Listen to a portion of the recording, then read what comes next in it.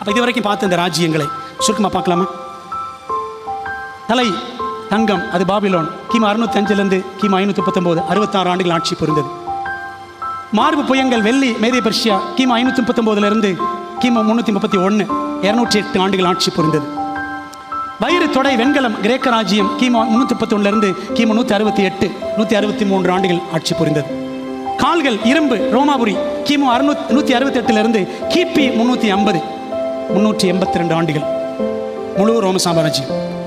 அதுக்கப்புறம் பாதங்கள் பாதி இரும்பு பாதி களிமண், ரோமாபுரியின் பிரிந்து போன 10 ராஜ்யங்கள், கிபி 351 476 வரைக்கும் 125 ஆண்டுகள். அதுக்கப்புறம் போப்பாதிக்கம் வந்துருச்சு.